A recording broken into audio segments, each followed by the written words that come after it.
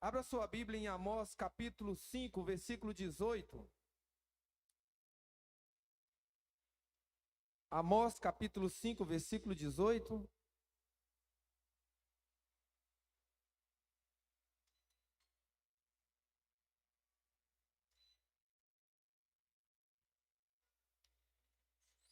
Eu louvo a Deus pela vida de cada membro desta igreja, pela vida dos obreiros, pela vida daqueles que nos visitam. E Deus tem uma palavra para o seu coração nesta noite, amém? Amós capítulo 5, versículo 18. Quem encontrou, diga glória a Deus. Convido os irmãos a ficarem de pé em nome de Jesus. Eu estarei lendo aqui na minha versão, ou então aqui na projeção. Ai daqueles que desejam o dia do Senhor. Para que quereis vós esse dia do Senhor? Será de trevas e não de luz. Feche os seus olhos, vamos falar com Deus. Pai, nós te agradecemos pela rica oportunidade que temos de estar aqui na tua casa para meditarmos na tua palavra, Senhor, aprendermos a tua vontade e caminharmos, ó Pai, com perseverança, garra e vigor em caminho da vitória que é a eternidade com Cristo. Te agradecemos, ó Pai, por todos os sinais que têm ocorrido na face da terra, pela tua providência, Senhor, porque é através das provações que é possível enxergar com clareza aqueles que caminham com fé, aqueles que caminham com perseverança, aqueles que, apesar das lutas, creem na tua providência. Eu te agradeço por tudo que aconteceu neste culto até agora, mas nós queremos mais, Senhor. A nossa satisfação, ó Pai, é vir na tua casa e receber de ti a tua direção, a tua orientação. Sabemos que existem muitas informações, muitas vezes querendo tirar a paz daqueles que te servem, mas nós estamos aqui para declarar a tua palavra. Porque a tua palavra nos traz paz, alegria, segurança. A tua palavra nos traz regozijo. A tua palavra nos traz perseverança. A tua palavra nos traz, ó Pai, a tranquilidade que o Senhor cuida de nós, Senhor. Eu te peço em nome de Jesus. Abençoa também as crianças ali na aula delas, ó Pai. Sê com as professoras, Senhor. Dá a vitória, ó Pai, em nome de Jesus. Amém. Abençoa também aqueles que estão em casa, que possam ouvir a tua palavra, Senhor, com clareza, Senhor. Que consigam, ó Pai, receber de ti, ó Pai, apesar de toda a distância, Senhor. Em nome de Jesus. Amém. Os irmãos, pode sentar, por favor. Amados, esse versículo parece que contraria tudo aquilo que os fiéis, que aqueles que gostam de estudar a Bíblia, daqueles que gostam de ler a palavra do Senhor, está esperando. Porque para aqueles que servem a Deus e são esclarecidos na palavra, o dia do Senhor para ele é um dia de vitória, é um dia que nós almejamos. Por isso que nós cantamos, Maranata, a hora vem, Senhor Jesus. Então, quando você olha para esse texto e lê, ai daqueles que desejam o dia do Senhor. Primeiro, para você desejar esse dia, é necessário que você saiba que esse dia virá. Então, nós estamos vendo aqui que são para pessoas, esse ai, são para pessoas que sabem que o dia do Senhor está vindo. Estaria vindo neste caso aqui. Só que a Bíblia aqui, o profeta Amós, ele traz uma informação muito doída. Por quê? Ele fala assim, ai para vocês que esperam o dia do Senhor. O povo de Deus nessa época esperava o dia do Senhor como um dia de vitória, porque eles sempre pensavam no dia do Senhor como um dia de juízo. Mas um dia de juízo para quem? Para seus inimigos, para os gentios, para aqueles que perseguiam o povo de Deus. Então, Israel e Judá estavam vivendo uma época de muita prosperidade. Eles estavam tendo dinheiro, eles estavam vivendo o luxo, eles estavam vivendo festividades com muito entusiasmo. entusiasmo, a quantidade de sacrifícios era muito grande, estava todo mundo bem, próspero, o povo estava vivendo uma transformação muito forte, porque eles estavam deixando de ser um povo agrícola para ser um povo comerciante, um povo que estava lidando com dinheiro. E aí tem aquele cenário todo bom acontecendo. De repente sai lá de Judá um profeta desconhecido, que na verdade não vinha da linhagem dos profetas, não passou pela escola de profetas. A escola de profetas era um lugar de estudo teológico. Aqueles que têm uma aversão à teologia têm que saber que o estudo da teologia não é algo de agora. Essa passagem bíblica aqui foi no século 8 antes de Cristo. Mais precisamente em 787 antes de Cristo. Amós, um agricultor, sai de Tecoa, uns 18 quilômetros de Jerusalém. Deus chama ele, um homem leigo, um homem simples, e fala assim: tu vai sair daqui de Judá, tu não é profeta, mas tu vai lá em Israel, e vai entrar lá naquele meio daquele povo, e vai falar que eu estou por aqui com eles. E Amós não tinha medo de pregar a palavra de Deus. E assim ele fez, ele foi. Então, nós percebemos aqui que quando falava assim, naquela época, o dia do Senhor, o povo de Deus ficava feliz, porque pensava: Deus vai mandar juízo sobre os nossos inimigos. Só que o profeta chega e fala para eles assim, ó: ai para vocês que servem a Deus, que sabem que o dia do Senhor virá, por causa da situação espiritual que vocês estão vivendo.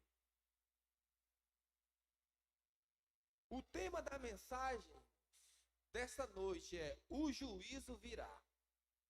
Por que eu creio que Deus colocou no meu coração essa mensagem? Porque você vê muitas pessoas preocupadas com os sinais que estão acontecendo. A Covid-19, o maremoto que ocorreu, que matou mais de 230 mil pessoas há 12 anos atrás. Interessante que ocorreu um fato muito legal. Aquele maremoto que ocorreu em 2008 foi numa época que nós estamos vivendo assim. Tem uma cidade lá naquela região onde a perseguição contra os cristãos foi embasada na legislação. E aí o que eles fizeram lá? Eles aprovaram uma lei que disseram o seguinte: vocês aqui não vão comemorar o Natal. Se vocês quiserem comemorar o Natal, vocês têm que subir para as montanhas. E lá vocês podem comemorar o Natal. E aí o que ocorreu? O povo de Deus, o povo cristão, o povo que comemora o verdadeiro Natal, foi para as montanhas, foi para os lugares mais altos, e veio um maremoto e varreu e matou muita gente. Nós falamos muito aqui nas orações 6 horas da manhã, nas quartas e sexta-feiras.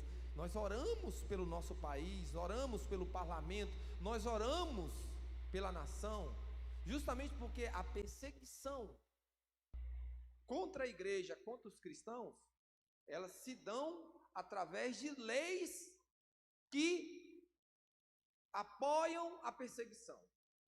Por isso que nós oramos. Eu fiquei muito feliz hoje, mandei no grupo, eu cheguei a me emocionar. Eu não imaginava que eu ia ver no Palácio do Planalto, naquele salão nobre, o presidente da República participando de um culto, onde um ministro de Estado vai lá e faz uma oração fervorosa. Quem viu aquilo ali, prestou atenção naquela oração, viu que foi uma oração com um embasamento teológico, com a nossa realidade nacional que o Brasil vive, contra os ataques que a família tem vivido. Mas, para que a gente viva aquele versículo que eu coloquei lá depois da postagem, que feliz é a nação cujo Deus é o Senhor, que está lá em Salmo 33:12, é necessário que não somente o presidente da República honrem a Jesus Cristo, como seus ministros e aqueles que estão fazendo parte do alto escalão do governo, ou pessoas que estejam em pontos estratégicos, mas também a igreja venha honrar o título que carrega de servir a Jesus. Amém, irmãos? Então, eu cresci acostumado a ver missas. Eu cresci vendo um presidente tomando posse e indo lá na Itália, lá no Vaticano, pedindo a bênção papal. Hoje nós estamos vendo um presidente que está pedindo misericórdia, oração da igreja, fazendo culto no palácio, indo nas igrejas, indo em batismo, em lugar. Não estou fazendo apologia ao homem, não. Eu estou falando não da pessoa que está lá, mas o que Deus está fazendo da nossa nação.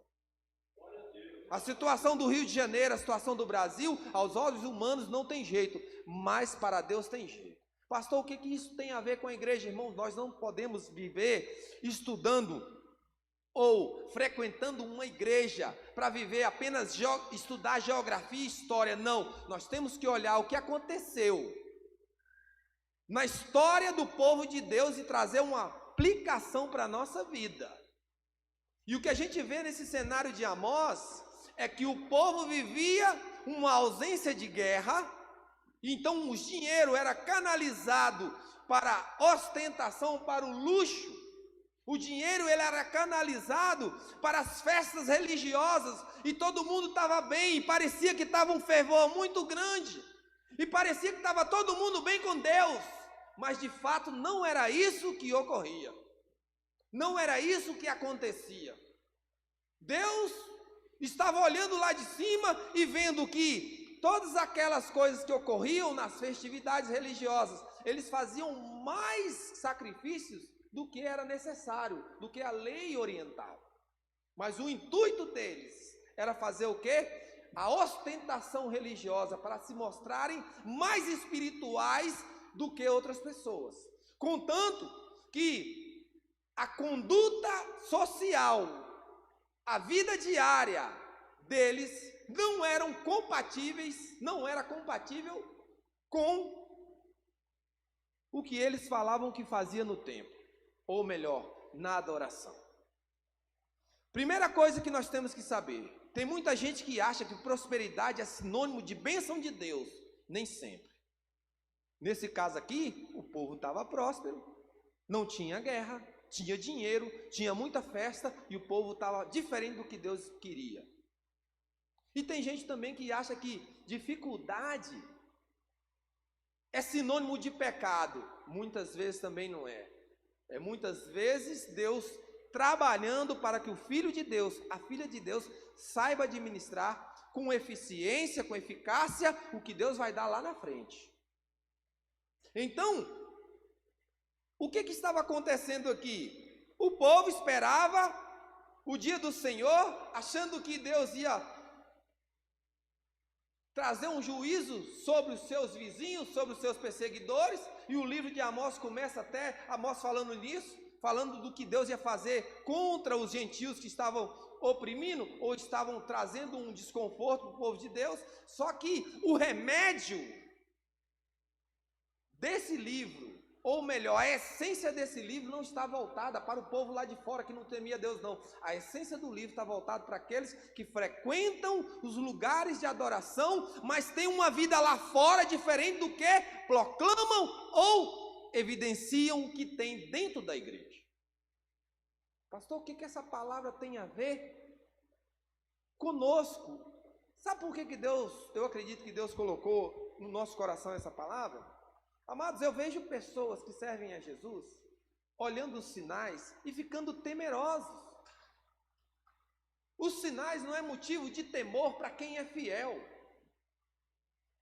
porque nós sabemos que o dia do Senhor será dia de vitória para aqueles que são fiéis e dia de juízo para os infiéis. Em qual lado que você escolhe estar? Você está preocupado com os sinais, com o dia do Senhor, ou você está vigilante para viver o dia do Senhor? Pergunta para a pessoa que está ao seu alcance divisada aí: você está preocupado ou vigilante? Amados, é muito confortante e é muito gostoso a gente vir na casa de Deus e ouvir as coisas referentes ao reino de Deus. isso é prazeroso, mas isso também é muita responsabilidade, porque no mundo espiritual funciona assim: informação é sinônimo ou é igual a responsabilidade. Quer dizer o quê? Deus cobra de você de acordo com o que Ele te ensina. Então, o povo estava naquela situação, e aí chega Amós, um homem simples do campo, e traz uma exortação. Exorta o povo. A exortação dele foi tão forte que Jeroboão II e o profeta, que naquela época estava, o profeta não, o sacerdote daquela época, que estava auxiliando o rei, convida ele a se retirar. Por quê? Porque o povo estava vivendo um momento muito bom, e chega um falando assim: ó, Deus vai trazer juízo, vocês estão em pecado. Sabe o que a gente aprende aqui, irmãos? É que o crente que quer viver de vitória em vitória tem que aprender a ouvir exortação. Pergunta para a pessoa que está ao seu alcance divisado aí: você gosta de ouvir exortação? Sabe por que a exortação é boa, irmão? Porque a exortação te conduz à vitória. A Bíblia diz: exorta ou ensina o tolo e ele fica com raiva de você. Ensina o sábio e ele te amará. Então, a exortação faz parte da nossa caminhada. Amós chega naquele cenário com a exortação e ele se comporta como alguém que estava em luto. Aí as pessoas olham para ele e não compreendem Amós. Fala assim: olha como é que esse cara é esquisito, tá todo mundo bem, é festa, é dinheiro, luxo, tá todo mundo bem, e esse camarada está numa postura de luto. Esse cara está todo errado. Muitas vezes acontece isso com o crente. Sabe como? As pessoas não compreendem o crente.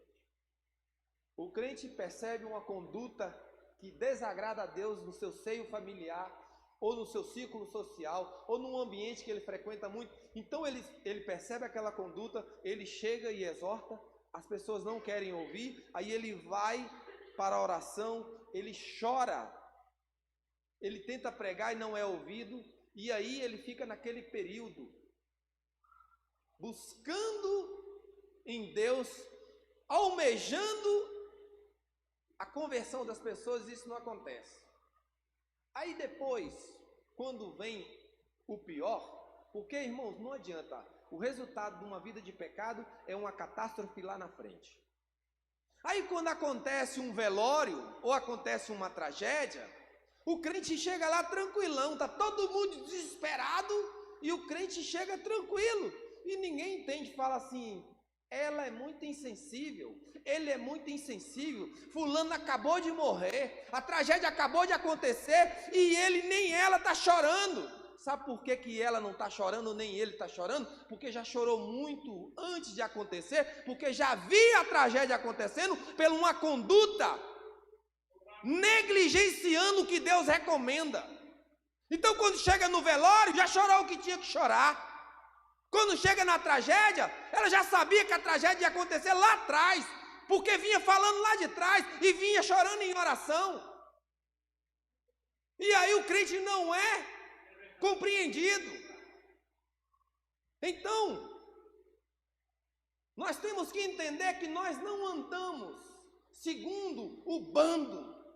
Uma festa religiosa, ou um culto de adoração, ou uma celebração, ou um encontro para falar das coisas de Deus, que não te motiva a servir a Deus com mais intensidade, ou não te motiva a abandonar os seus pecados, não é um verdadeiro avivamento, não é uma verdadeira pregação da palavra.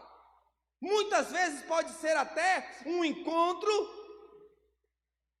de ajuda, de motivação, de autoajuda, ou de bajulação, ou de movimentos comerciais, mas não é verdadeiro um encontro do povo de Deus, porque o encontro do povo de Deus estimula a verdadeira adoração. Podemos ouvir um glória a Deus? Então, amados, Amós chega e prega contra o luxo, contra a hipocrisia e contra a obstinação, contra o luxo. O que é o luxo? Amados, o luxo, existe uma planta que ela crescia de uma maneira assim muito acelerada e ela tomava conta, então ela crescia com excesso. Então essa palavra luxo, ela tem origem nessa planta, porque ela tinha demais. Então o significado da palavra luxo quer dizer excesso, tudo com excesso. Então no caso, muitas vezes nós entendemos que o luxo é o quê? Dinheiro em excesso, aquilo que se faz com excesso.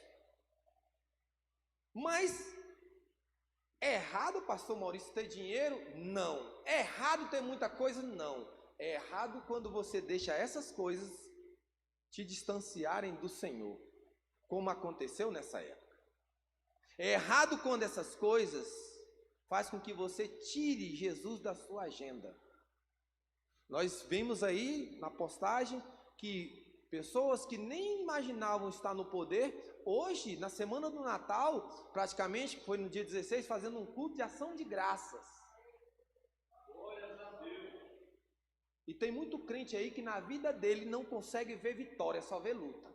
Deus está abençoando, Deus está entrando com providência, tem uma vida abençoada, mas não consegue ver a mão de Deus, só consegue ver reclamação. Só consegue falar para si mesmo, dioturnamente, que a vida não presta. Por quê? Porque fica só reclamando. Você sabe o que é reclamação? É você falar de uma forma que não vai ter resultado. Se você é responsável por um departamento, ou por uma empresa, ou alguma coisa, você chega lá para tratar do assunto, para resolver o problema, isso não é reclamação, é providência. Agora você ficar conversando o tempo todo sobre coisas que não vai chegar em lugar nenhum, isso é reclamação.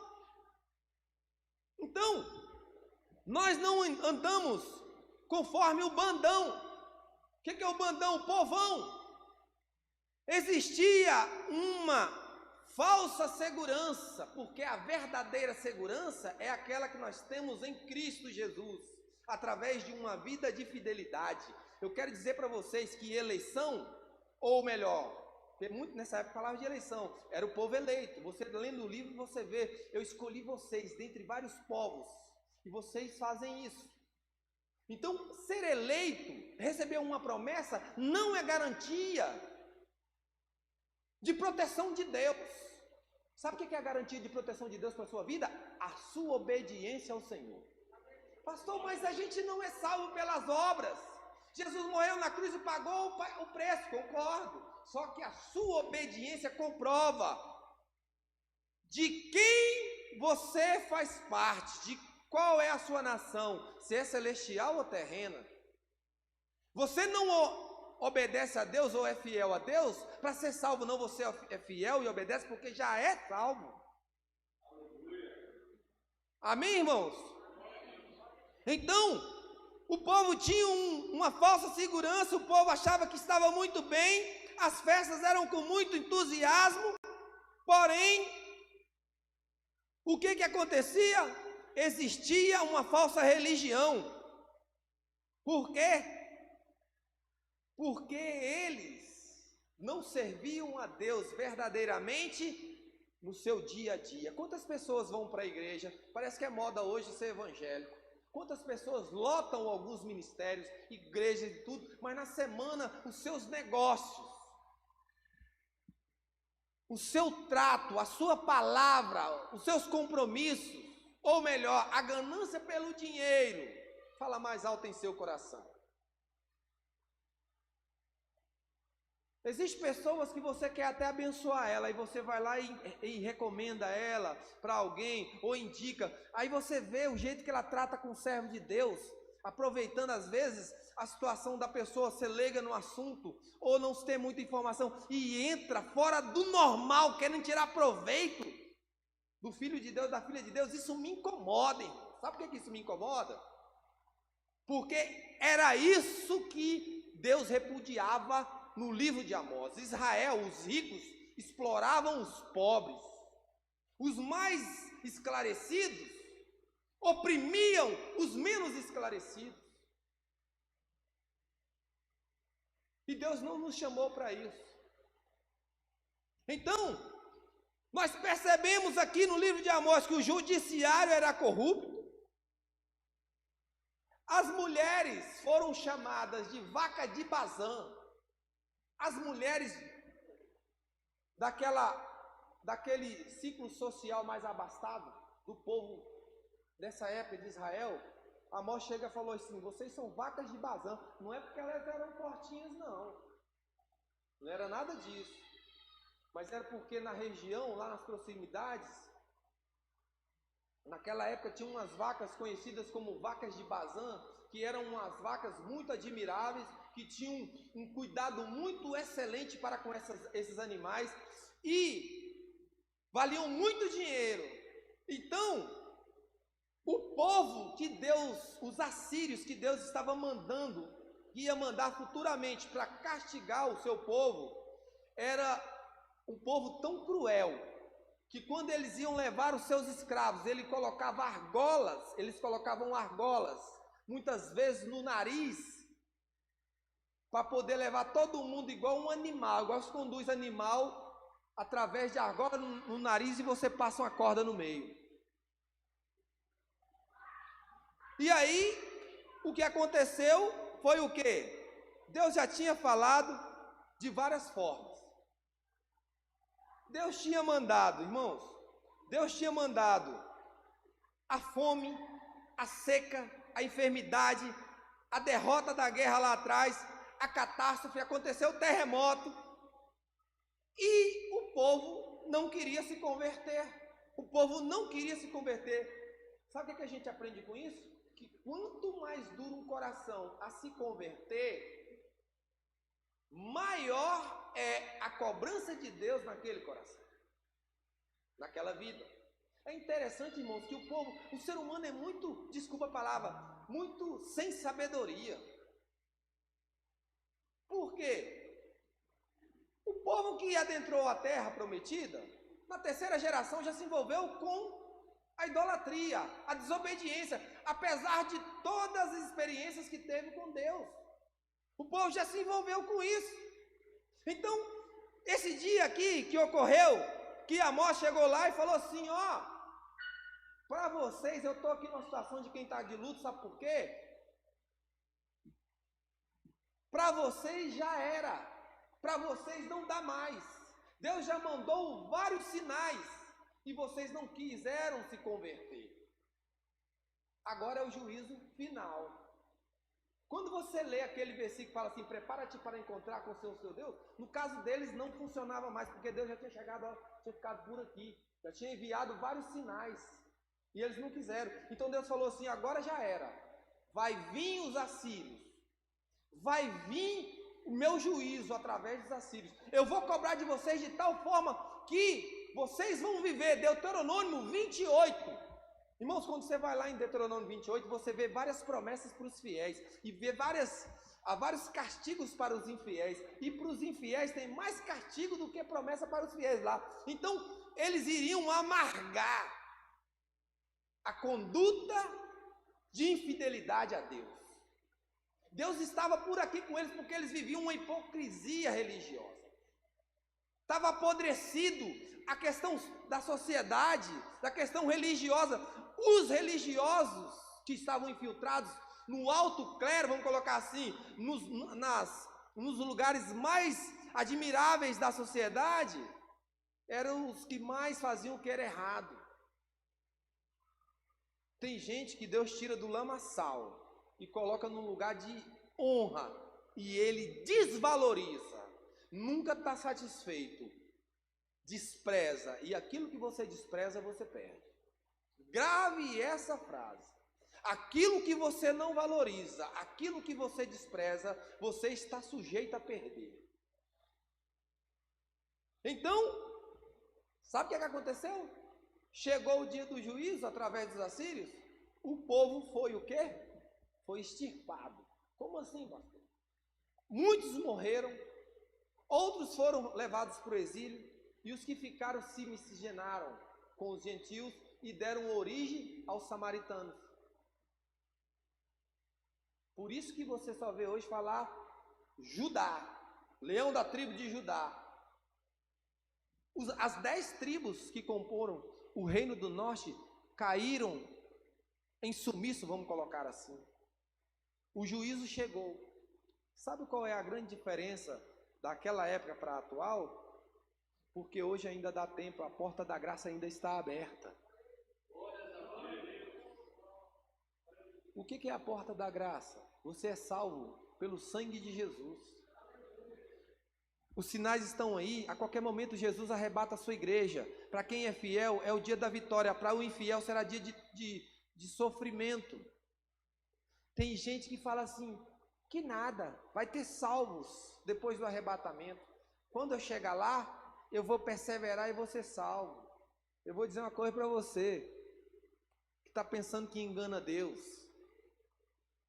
Se agora você não precisa de fazer nada para entrar no céu, depois que você tem que derramar o seu próprio sangue para entrar, você vai dar? Eu duvido. Sabe por que eu duvido? Porque o que Deus cobra de você e de mim agora para a gente parar de fazer é o que nos prejudica. A promiscuidade nos prejudica. A mentira nos prejudica. A infidelidade conjugal, a ganância, todos os pecados que te tiram, te afastam de Deus, na verdade o beneficiado em não cometê-los é você. Se agora você não quer fazer isso, você acha que depois do arrebatamento, quando tiver a perseguição instalada no mundo, porque os sinais estão aí, o mundo caminha para isso, a tecnologia está desse jeito, você acha que você vai conseguir ser fiel? Eu não vou pagar para ver. Então, nós não temos que temer a volta de Cristo, porque será o dia da nossa vitória. Agora, aqueles que brincam de ir para a igreja, quando eu falo de brincar de ir para a igreja, irmãos, aqui, Amós, através da ordem de Deus, estava falando assim, ó, vocês brincam de servir a Deus, e para vocês, ó, já era. Chegou o juízo final. Lá não teve mais jeito, aconteceu o que aconteceu, a história mostra isso. Mas para nós a porta da graça está aberta. Aqueles que brincam de vir para a igreja, acham que isso aqui é um teatro, uma brincadeira, e lá fora querem viver uma vida de pecado, o dia mais triste será o dia da volta de Cristo. Sabe por quê? Você não vai ter como ligar para um fiel e pedir oração, porque ele subiu. Você não vai ter como procurar um pastor fiel, ou uma irmã fiel, ou um irmão fiel, e se aconselhar com ele, porque ele subiu. Só ficou os da sua laia, que ficou brincando, achando que isso tudo é balela, achando que isso tudo é brincadeira, achando que isso tudo aqui é um teatro, achando que nós estamos aqui vivendo um ritual, achando que nós estamos aqui perdendo tempo.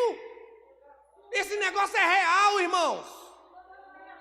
Não se esqueça do que Deus já fez na sua vida. O demônio existe, o diabo existe, o inferno existe, Deus existe. Ai daqueles que ficarem aqui, eu fico assim, às vezes eu vejo um crente preocupado com os sinais. Irmão, eu estou tranquilo, sabe qual é a minha preocupação? Ser fiel ao Senhor, vigiar. A tentação vem, eu vigio. Eu não estou falando que eu sou o super-homem, não. Eu estou falando que eu estou brigando contra a minha natureza, e você também tem que brigar.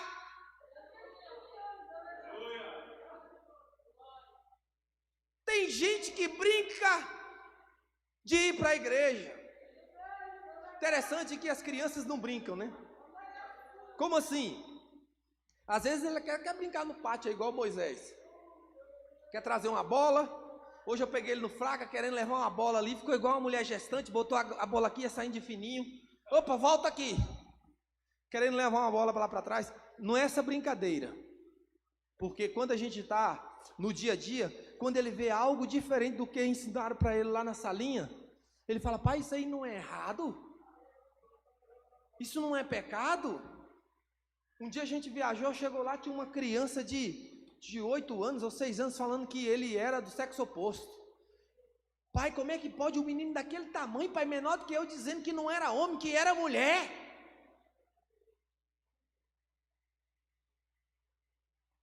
Ficou admirado, ele não se conformou. O mundo quer nos enfiar a goela abaixo, algo que a Bíblia reprova. Eu não estou nem aí, irmãos, quem quer ser homossexual, quem quer fazer da vida dele o que quiser. O que eu posso é pregar a vontade de Deus.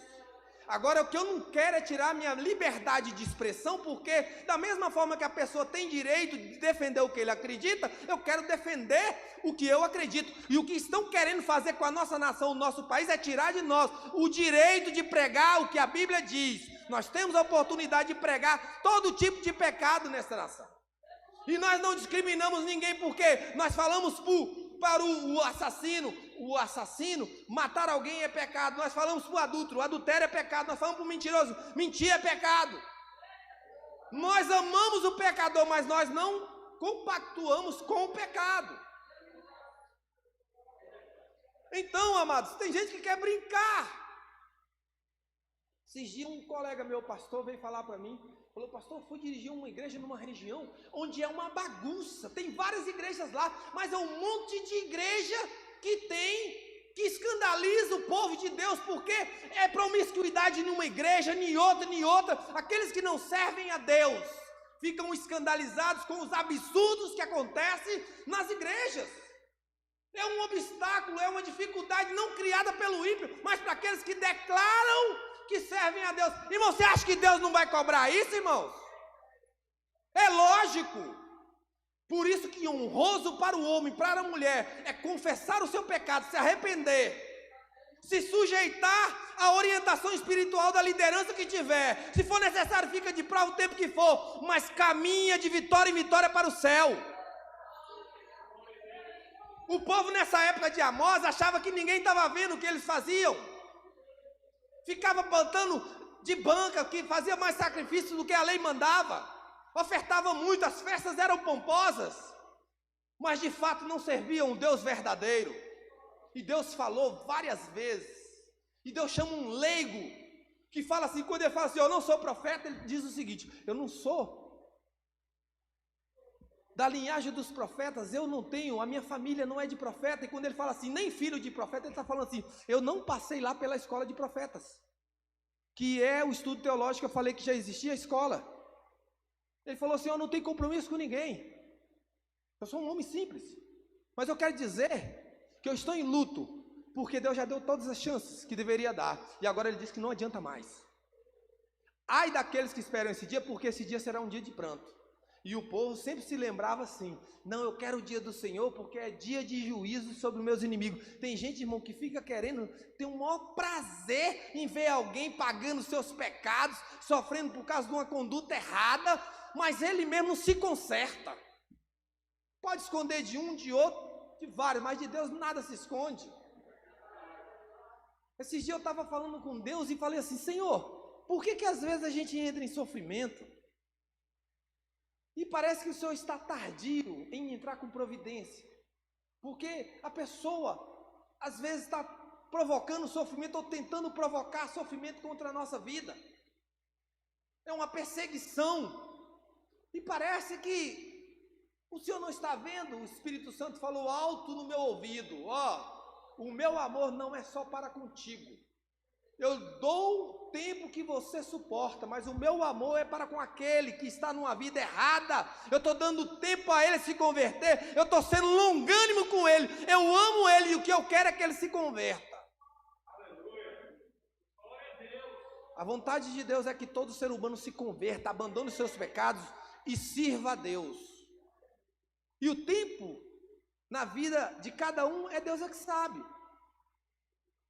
O tempo de Deus na vida de cada um é Deus é que sabe. Como assim? A escolha de se converter é do homem, mas o tempo que Deus vai dar para ele se converter é a escolha de Deus. Amém, irmãos? Então, o que eu digo para os irmãos nesta noite: não precisamos ser teólogos ou ser gênios para ouvir os sinais que Deus envia a nosso respeito para conserto. Tem gente que gosta muito de profecia. Eu gosto também, por isso que eu estou na igreja pentecostal.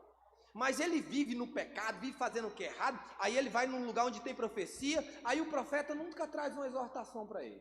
Aí vai em outro, aí ele pensa assim, eu não estou em pecado não, pastor Ângelo, porque eu vou nos lugares, Deus usa, e todo mundo só está entregando promessa de vitória para mim, ninguém falou que eu tenho que consertar, então eu estou bem. Sabe quem diz que você está errado? É a Bíblia. Não é profeta que quer falar só coisa que você quer ouvir, não. Todo profeta sabe que entregar exortação não é do agrado de ninguém, por isso que aqueles que são usados por Deus são muitas vezes rejeitados. Mas o que nos coloca no prumo é a palavra de Deus, é o que a palavra diz. Eu gosto, eu amo, e a Bíblia diz que é necessário que ocorra, mas o que nos dá o norte, o que vai falando se eu estou certo ou errado, é a santa e poderosa palavra de Deus. Deus perdoa o pecado, perdoa, mas para que Ele perdoe o pecado é necessário o arrependimento da pessoa que pecou, a confissão do pecado, o desejo de conserto, e Ele sonda isso no coração de cada um. Ele sonda.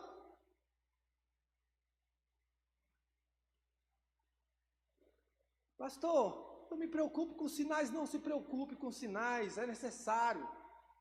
Nós estamos tendo oportunidade agora, irmãos, de pregar o Evangelho.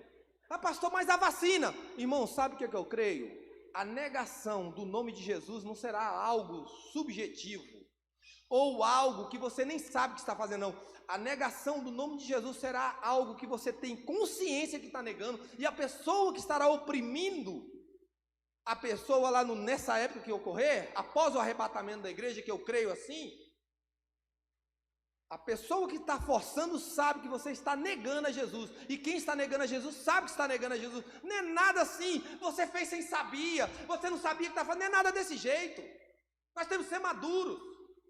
Não se preocupe com um monte de vozes que andam por aí. Ouça as orientações espirituais da sua igreja, tenha segurança. O Senhor nos traz segurança através da sua palavra. E sabe como é que você tem paz e segurança? Através do amor e a obediência.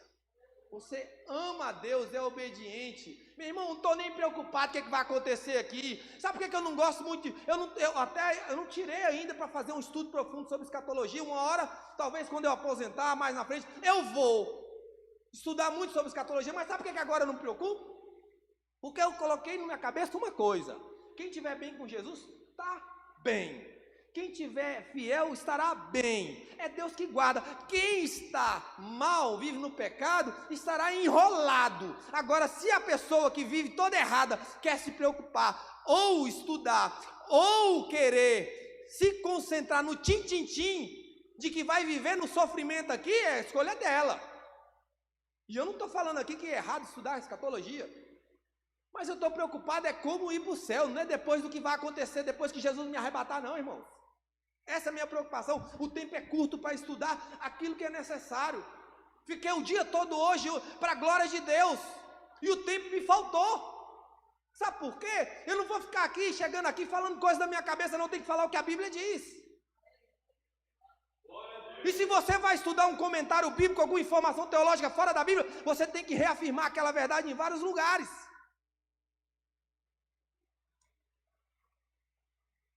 Está todo mundo feliz com Jesus, irmãos? Está todo mundo com vontade de entrar no céu, irmãos? Deus nos chamou para a vitória. Nós temos que viver uma igreja verdadeira. Por que eu estou falando assim, irmãos? Eu quero estar no céu, e também quero encontrar com todos lá no céu. A nossa preocupação é na vigilância. Mas tem alguém que está fazendo isso ou aquilo comigo. Não se concentre nas pessoas, se concentre naquilo que você faz. Mas meu marido deixa a desejar. Sirva a Deus, seja uma boa esposa, Deus vai trabalhar nele. Mas minha esposa deixa a desejar. Seja um bom marido, Deus vai trabalhar nela. Eu tenho um conselho para quem gosta de judiar do outro, porque o outro é crente. Porque tem gente assim, irmão Júpiter. Não, eu vou fazer isso com o Júpiter porque ele é crente, ele não vai me bater, ele não vai me matar, ele não vai fazer nada comigo, ele não vai nem procurar a justiça, porque ele é crente. Todas as pessoas que buscam sofrimento na vida do crente porque ele é crente, ele está arrumando briga com Deus. Porque o crente não toma nenhuma atitude porque ele entrega na mão de Deus. Então, quem está tratando com essa pessoa e vai tratar é o próprio Deus. Amém, irmãos? Então, podemos descansar no Senhor. Podemos descansar no Senhor, a vitória chegará. Às vezes, irmãos, nós somos infelizes em alguns relacionamentos, como o de casais, ou amizade, ou familiar, porque nós criamos uma expectativa de perfeição das pessoas, como se as pessoas fossem perfeitas. Mas como é que eu vou esperar isso das pessoas se eu não sou? Eu, como pregador, tenho que pregar a verdade do Evangelho, o que Deus espera de nós, e eu lutar também para viver. Mas eu tenho consciência que eu não vou chegar à perfeição, embora almeje ela. E nós, muitas vezes, nos nossos relacionamentos, nós nos esquecemos disso, cobrando demasiadamente uma perfeição tamanha. Uma vez, uma pessoa muito esquisitinha, de aparência, sabe, fraca de tudo. Porque não tem gente feia, né? Tem gente fraca. E a gente jovem, e aquela pessoa ali, só ficava, tipo assim, ganha R$1.000 por mês e quer comprar coisa de um carro de R$500 mil. Fazendo um paralelo com a aparência. E nunca estava satisfeito. Aí eu cheguei assim uma vez e falei assim, depois de passado algum tempo, falei, o que tu quer? Tu é feio demais, rapaz. Você fica querendo uma pessoa totalmente distante daquilo que é a sua realidade, rapaz. Acorda, meu irmão. Acorda, rapaz. E outra coisa, irmãos, a aparência, a Bíblia diz que é algo passageiro. O relevante é o caráter. Tem pessoas que não acordam. Tem pessoas que quando é jovem, solteiro, gosta de ser muito cobiçado, muito admirado. Depois que se casa, quer continuar na mesma perspectiva de conquistar, ou de desejo de ser conquistado. Não, meu irmão, você já escolheu, meu irmão. Você já botou o dedo, já deu o dedo para a aliança, já colocou a aliança no dedo de alguém. Para de procurar, já acabou a sua oportunidade.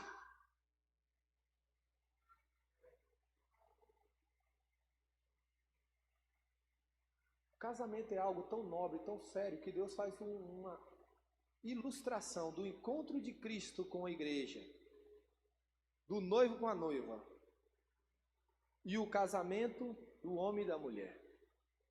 Muitas vezes o seu cônjuge tem uma limitação, e Deus te escolheu para cuidar dele e ajudar ele a se libertar dessa situação. E Deus te dá a oportunidade e te ensina como você lidar com isso, para que essa pessoa melhore.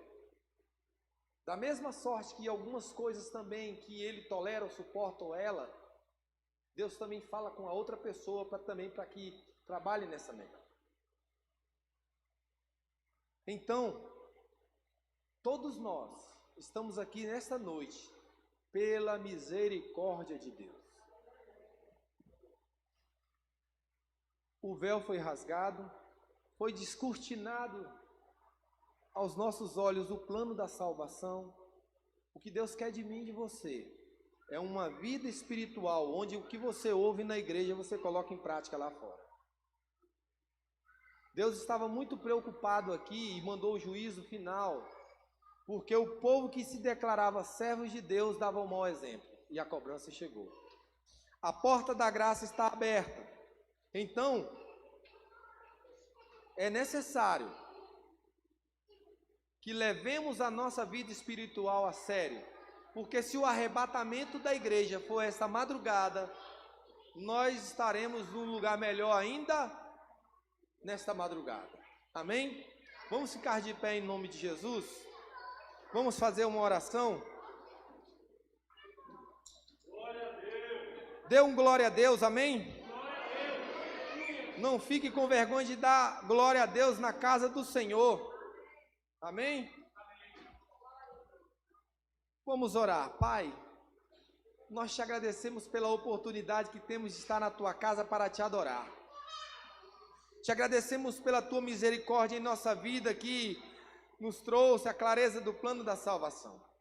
Nós pedimos perdão pelos nossos pecados, E te pedimos, segura na nossa mão, ó Pai, nos conduzindo ao caminho da vitória. Pai, nós não queremos ser enganados e seguir o povão, seguir a massa, não. Nós queremos viver uma teologia saudável, que nos dá segurança, ó Pai, na salvação. E nós te agradecemos pelo o teu amor, pela tua misericórdia, porque até aqui nós chegamos e cremos na tua providência para chegarmos até o dia do encontro com o Senhor. Te pedimos, ó Pai, em nome de Jesus, tenha misericórdia daqueles que ainda não se arrependeram, que nesta noite seja noite de arrependimento, de conserto, de temor e tremor, de entender que a vida espiritual não é uma brincadeira, é algo sério. Nós te pedimos, ó Pai, em nome de Jesus, nos dá força, sabedoria, vitória, nos dá a condição, ó Pai, de te agradar, porque nós sabemos que é a chave da vitória. Abençoa, ó Pai, os nossos familiares, os nossos amigos, e todos os lugares onde nós colocarmos as plantas dos nossos pés, ó Pai. Nos dá sabedoria, Senhor, vigilância nos nossos negócios, no abrir e fechar de nossa boca. Nos dá vitória, ó Pai, em nome de Jesus, de te servir com excelência para a glória e honra do teu nome, ó Pai, em nome de Jesus, amém.